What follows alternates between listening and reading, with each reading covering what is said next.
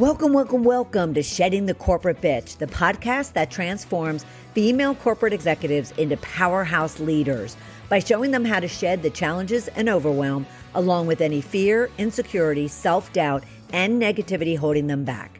I'm your host, Bernadette Bose of Ball of Fire Coaching, bringing you powerhouse experts each week to share tips, advice, and sometimes tough love that will allow you to create the riches in your work and life you deserve.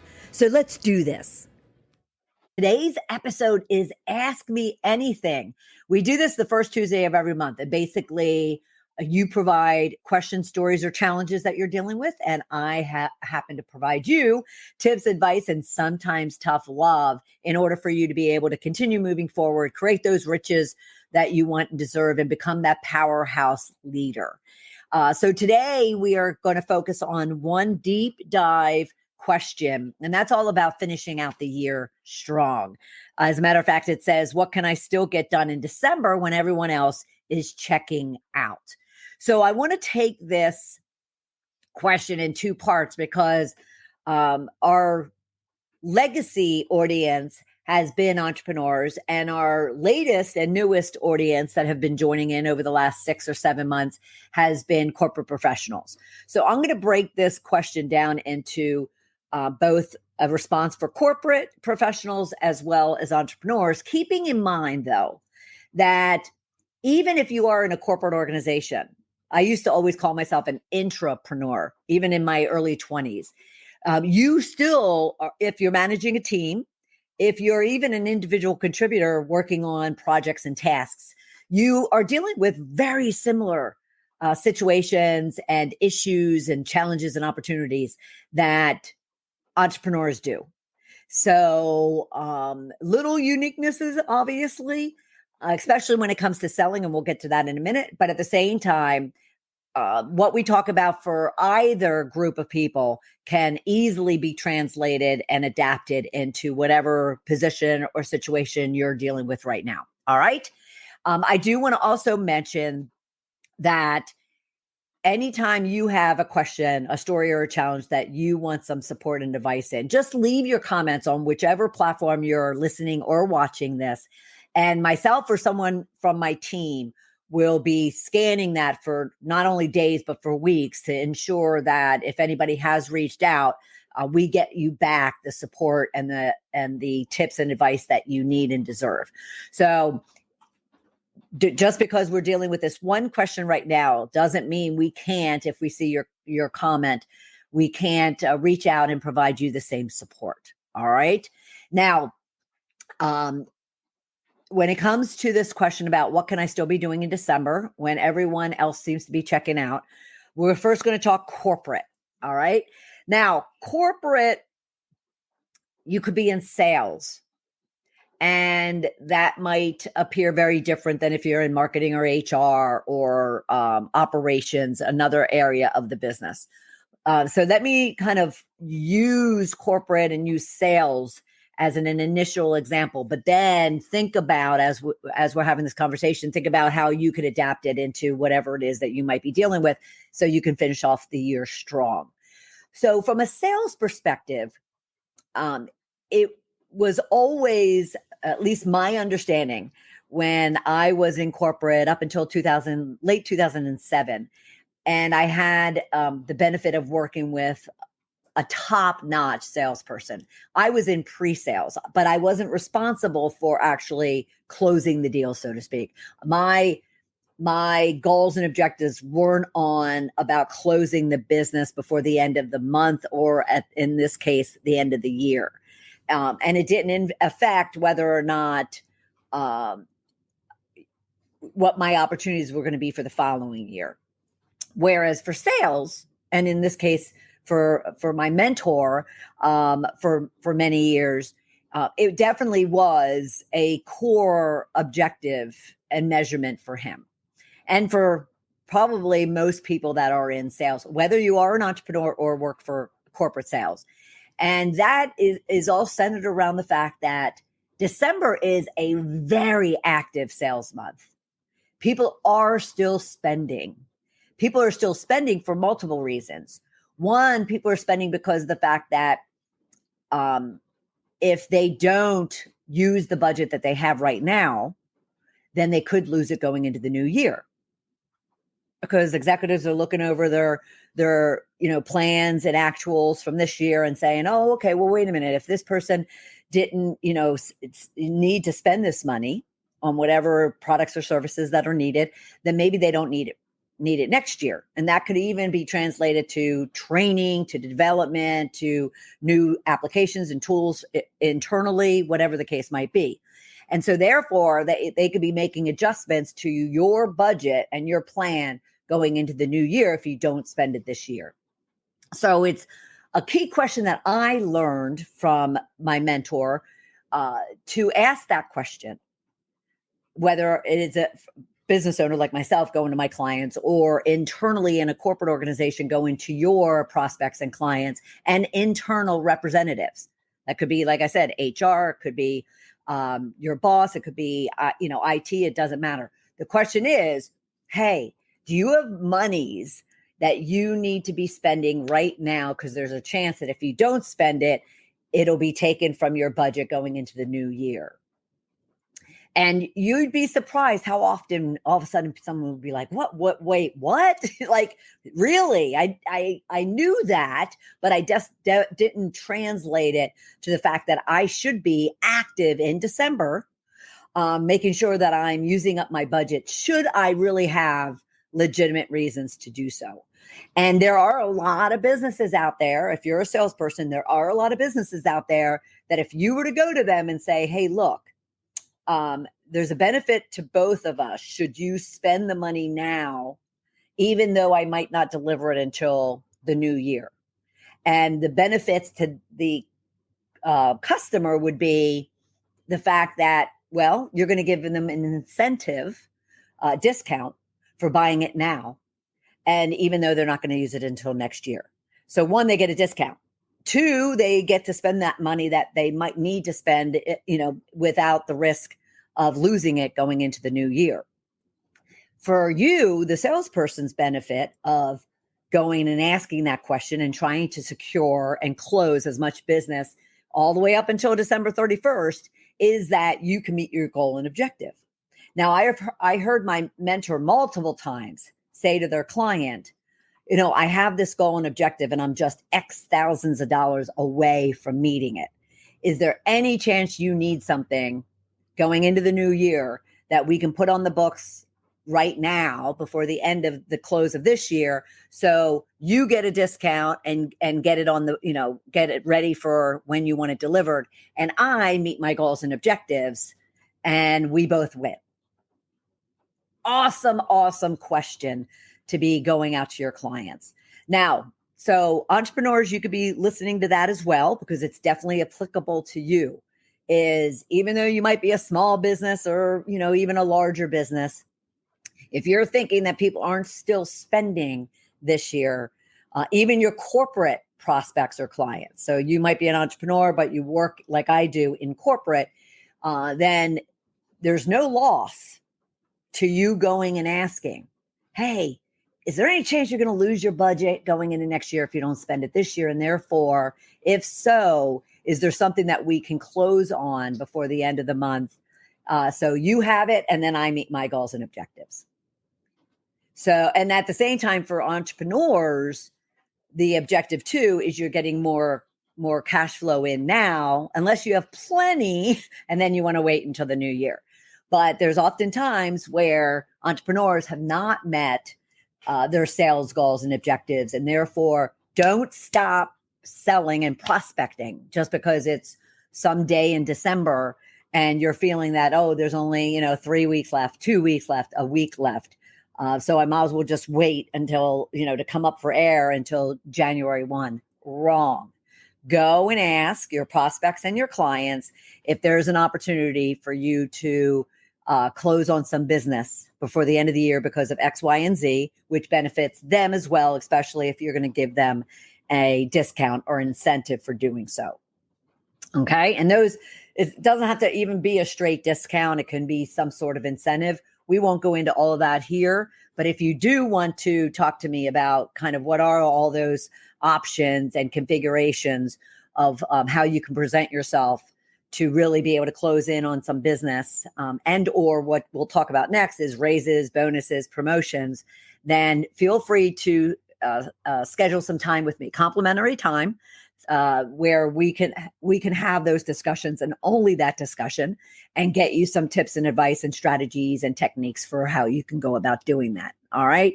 So again, keep selling and keep looking to close business should you need it before the end of the year. And it's a great incentive for your clients as well. All right. So apart from that, and like I said, that was probably one of the best lessons I learned, in my corporate career, but more so from a sales perspective. And it didn't apply that often to me in corporate, but certainly has for the last 12, 14 years since I've been on my own. All right. So moving on from that, from a sales perspective and keeping it to corporate, the other area that I'm asked about a lot is, I'm going to say, for those already in corporate, they currently have a job, but they're looking for a bonus, a raise, a promotion, a new, change or project assignment, whatever the case might be. Again, this time of year is a great time to go and talk to your boss, put it at the cards on the table, tell them exactly what it is that you're looking for, and to not only make the request or make the ask, but also then to seek additional feedback in regards to it. So let me break that down. So say there is a raise or a promotion. Well, let's stick with raise or / bonus. All right. Again, there's a monetary objective that your boss or HR may have that could benefit you. So again, if they have a budget that they do need to spend, and or risk losing it going into the new year, then you going and asking could be an opportunity for them to consider that. And if earned and deserved, could, award you that. At the same time, they're also in fourth quarter. They've also been very busy from a succession planning, team planning, people development planning. So they have the right people in the right seats going into the new year, and even filling, available seats or even new seats that are being defined going into the new year. So again, you making your desire, your request known, because again, they're not going to come and tap you on the shoulder and go, "Hey, you want a raise? Hey, you want a bonus?" No.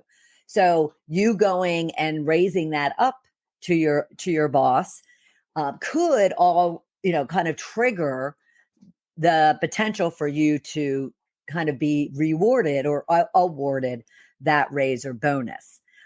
There's also an added element that if you are a high potential, high contributor, retention risk, meaning that if you weren't to get it, you might be at risk of leaving the company, and yet they want to hold on to your talent and your contribution and your skill, then that's another reason to approach them with what I'll call a business case, as far as, what the request you're making, the reasons that you feel that you've earned that request, the kind of with the evidence, with the facts to back it up, along with the importance of it to you and to your growth and your, advancement.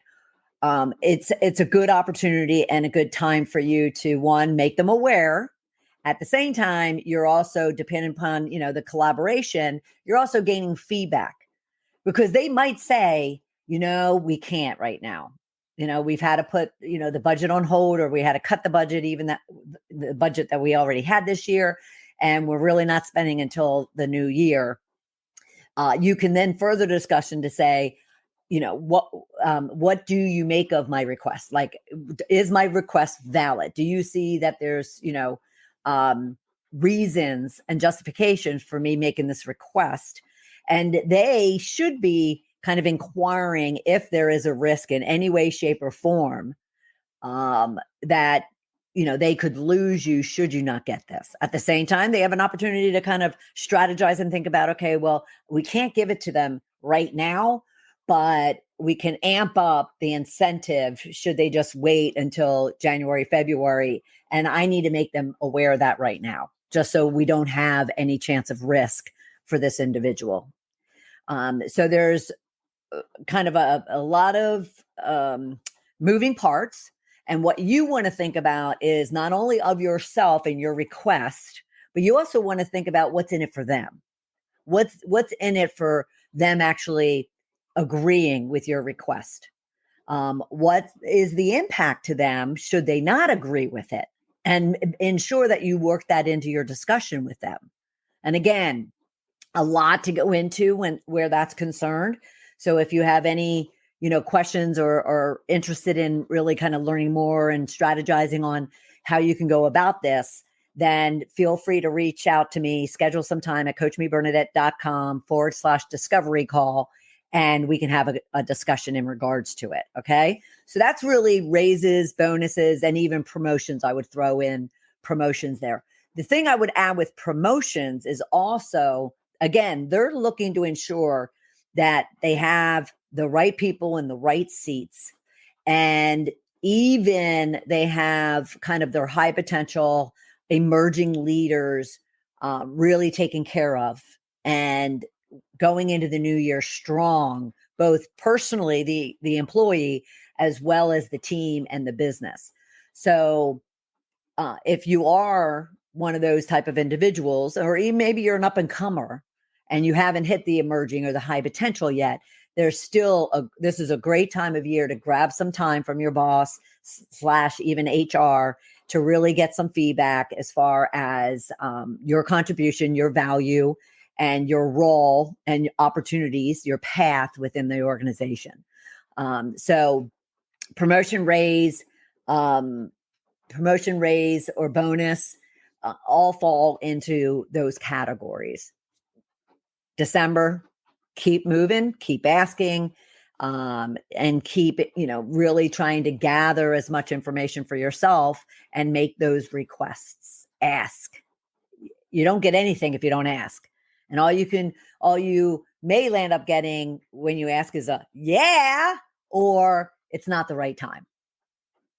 And then you kind of you further discussion from there, and you get to a point where you're kind of bought in on the reasoning, and or that kind of tells you what maybe next step or what next inquiry you need to make, depending upon how the conversation goes. All right. So then the next group of people, or the next step one might take, is that they don't have a job and they're looking for jobs. And yet they're saying to themselves, do I really start, continuing to bang out the resumes, and are people going to be taking, interviews, and should I reach out to recruiters, or are they already kind of wrapping up and working on the candidates they already have, and they're not spending time looking for new candidates? So all the above is you keep doing what you're doing. Keep sending those resumes, keep looking to secure interviews. If you want to engage a recruiter, keep contacting them and having conversations. If you know of people in your network or beyond your network to get, introductions to and referrals to and references for, then just keep harvesting and keep working it. Because again, businesses and leaders are looking to complete their teams, get the right people in the right place, hire who they need on board, even though they might not be doing any onboarding, or even you don't have a start date until January. They still are looking this month to kind of close the books on their hiring activity. So be sure that you're still doing what you need to do all the way through to the 1st of January. Many of them, and I actually learned this lesson in a whole different area, but I learned this lesson in 2020. Whereas I wouldn't compare the pandemic to, 2020 year to the holiday time period.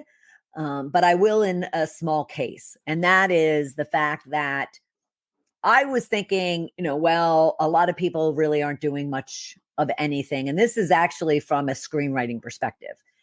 And so, all the film and film and television was all shut down. Crews were sent, home, and basically Hollywood kind of closed up shop. However, what I, really didn't consider is the fact that there are a lot of people sitting at home twiddling their thumbs that could be reading scripts, my scripts. All right. And yet I, probably didn't realize that for 6 months, 9 months into 2020. And then I woke up. So my point for you would be that if you're, again, if you're looking for a job, don't consider that everybody, shuttered their offices and their businesses, and that they aren't looking for people to fill jobs, people to advance into other positions, raises, bonuses, sales, the whole gamut. Now, many of you, the second part of this conversation I want to have is many of you are probably rolling your eyes saying, this woman doesn't even consider the fact that there's a recession coming. Oh, trust me, I hear about it every day from my clients. What I don't have them belabor is, one, is the recession real or not? And two, what are the negative impacts the recession is going to have on me? And so what I really mean by all that is I don't let them go down the trap of just looking at the ugly, the negative, the darkness of a potential recession. Very much like 2008, although that probably came out of the blue for the majority of us, right? But even then, I would not allow any of my prospects that I was meeting with, or the clients I was already working with, and this is roughly August of 2008. I'd been in business for about 8 months. I wouldn't let them talk about the negative side and the boo-hoo side and the woe is me side of the recession, because where there's a downturn, there's always upturns. So, and the same applies for even, potential recessions that might be happening. Even though there are many layoffs going on now, whether they're anticipatory for the upcoming potential, or they're just, restructuring for the new year, or they're just a new leader coming in and wanting to shake things up. Who knows what the reasonings are for individual companies, let alone the masses, to be pulling the trigger on layoffs. And unless you work for the company and know firsthand, don't sit at home and waste your energy creating all types of scenarios, and more so dramatic negative scenarios about why. Just focus on the fact that, yes, with a lot of layoffs, puts more people on the street that may or may not be competing with you. At the same time, what it also does is it also opens up opportunities for maybe other areas of business you haven't considered, other skill sets that you haven't considered, other industries you haven't considered. So very much like the recession in 2008, as many jobs as was lost, they were also gained, yet just in a completely different sector, industry, function, so forth and so on. And yes, the industry or the economy shifted, but it shifted, opening up opportunities if an individual or a business was paying attention and recognizing that. And this was the coaching I was giving in 2008, was recognizing that, well, labor is going to come really inexpensively then with all these layoffs. We're going to be able to get labor cheaper. Same with products and services and materials. Same with technology.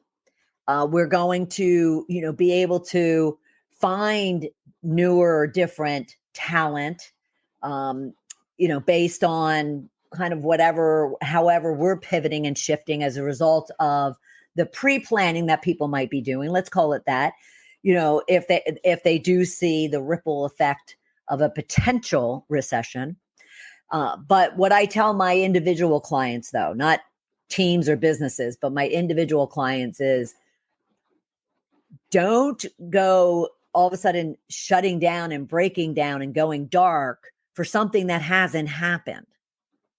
And if you want to pre-plan and pre-strategize and anticipate and shift and make adjustments and pivot, great. Let's strategize and talk about that. But don't go into this doom and gloom, woe is me. I can't find a job. I can't ask for that raise. I can't get a promotion because of something that might happen. You live like that and nothing happens. You live like that and no progress is made. You live like that and you stay exactly where you are right now. And so, yes, I am totally aware of the potential that might be coming down the road in 2023. But this is what I would also ask you. If you stopped doing anything,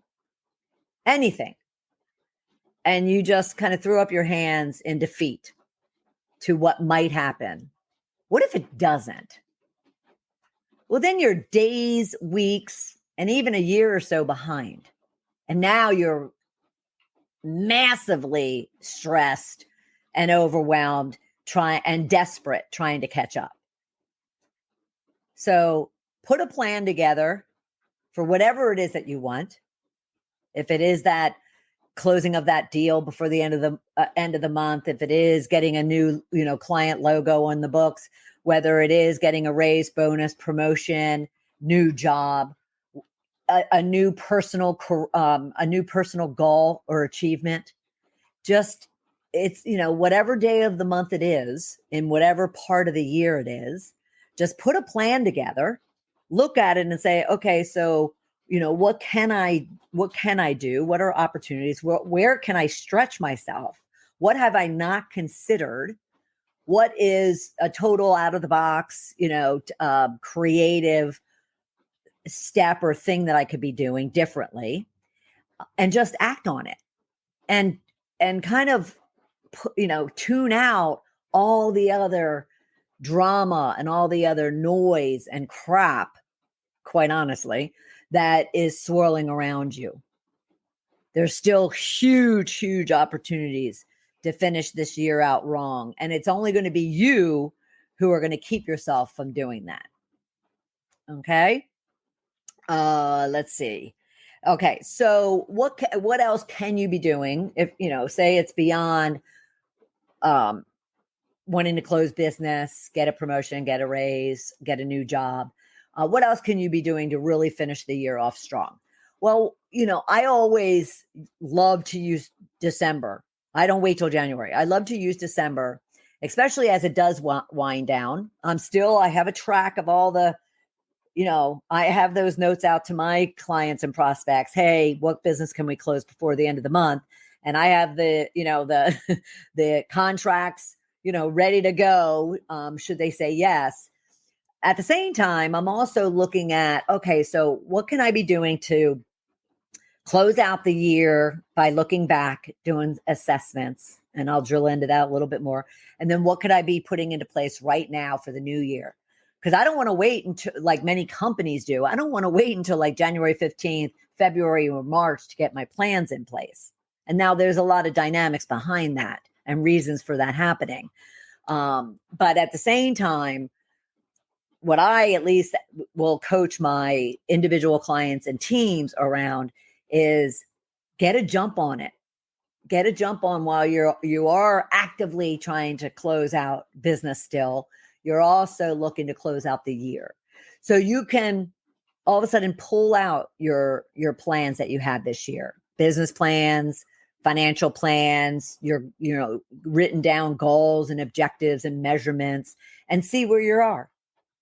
See how you've done. Hopefully you've done this periodically throughout the year. You don't just wait until, beginning of year, midterm, and then the end of year. You actually are doing it. If you're an entrepreneur, you should be doing it monthly, obviously.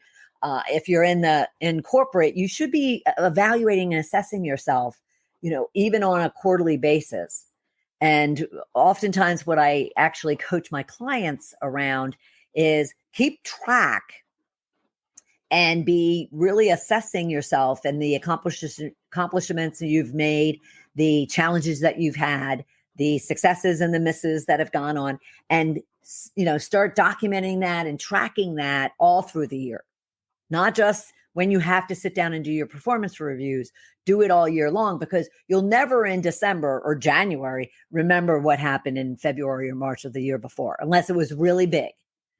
And yet a lot of where I see my clients getting the promotions and getting the advancements and getting the raises is due to the small successes, the small accountabilities, the small, okay, something, went astray, but yet, they were able to adjust and pivot and make it successful.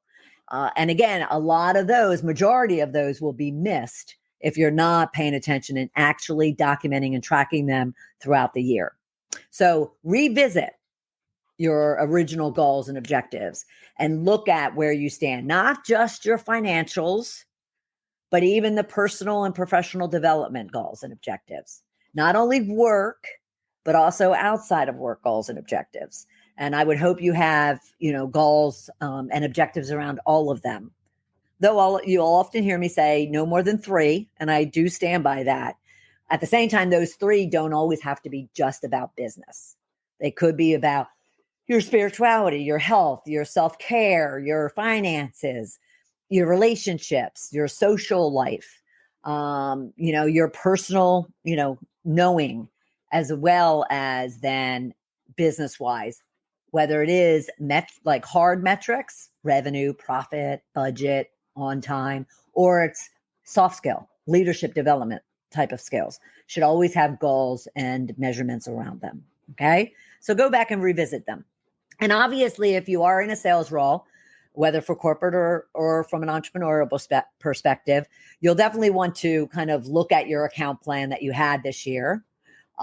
Look to see what worked, what didn't work. Look to see what areas or what sectors or industries or client types that you either really leveraged this year and or you missed the opportunity, and or maybe if there's a new opportunity coming on the horizon, and therefore start making adjustments as you're accounting for this past year.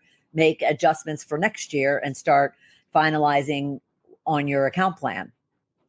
And then, of course, once, let's assume you've done that and you've looked at your plans, you've made adjustments, you're starting to look at what you want to be doing next year. You're nailing down those specific goals, those measurements, those actions, those deliverables, those timelines. Start acting on them. If you're going to take time off, take time off. So don't get me wrong. I'm not an advocate of, if you choose to take real holiday, real vacation, take it. Leave your computer at home, take off your notifications on your phone, whatever you have to do to have that downtime. Family and personal time and self-care are just too critical for you not to. Okay. But should you be kind of a half working, half not, some of those things that you could be actually pulling the trigger on, even though it's not January 1st yet, you could get a jump start, and then you could feel that much better as you go into the new year. And I actually love doing that because I'm typically back a few days before the new year from family vacation, of which I would say I'm 98% tuned out. I've set expectations with my clients, which actually you should be doing too, whether you're a corporate or entrepreneur. You should set expectations with those who are critical to knowing what your plans are. If you're off, you tell them, I'm off. I'm not going to be able to be reached.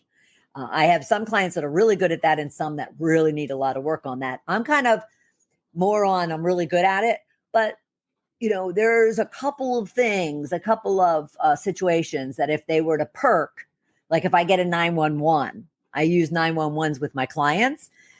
which means if you really need me and it's something that has to be addressed right now, then just text me like 911 or must talk, and I will. But if you don't, and you don't kind of put a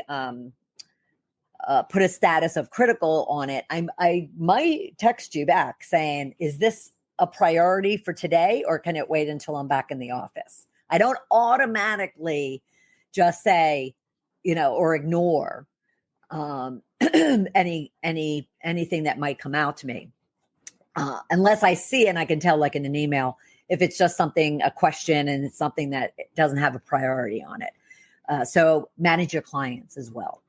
But okay, so where was I? So, use it to kind of get organized and put those things in place for yourself in any of those days that you might have some off time, work time, catch up time, admin time,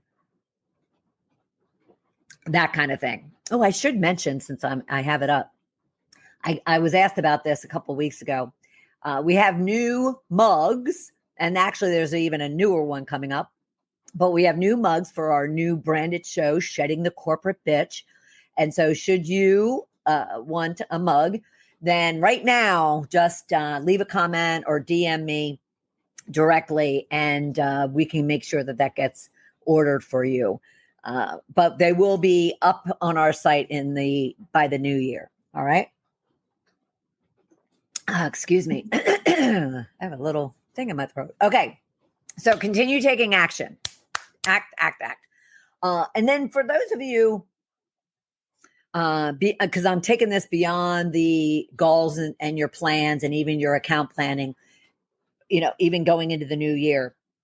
For those of you who do manage teams, entrepreneurially or corporately, if you do manage teams, go and do that. And maybe you didn't necessarily go through a formal succession planning or team performance planning and restructuring, but go ahead and do that for yourself. Make sure you have the right people in the right seats when you go into the new year. And if you don't, then come up with a plan for how that needs to be changed and updated and restructured.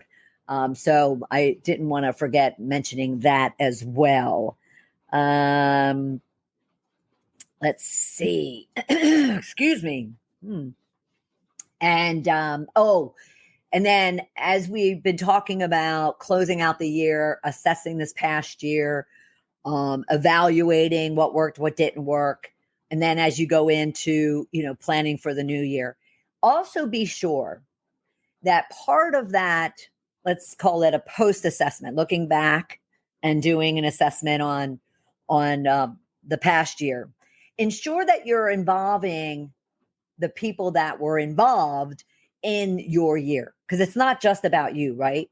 Your team members, your employees were involved there, and therefore, where do they think the team was successful? The team needs further development or further work, or what projects went off with a bang, or what projects needed more support and more help. So include your employees, include your clients. Go to your clients and start kind of assessing yourself, your team, the business, as far as, what do they need? What do you need to be doing differently? What should you continue doing? And providing them. And these can be internal clients or external clients.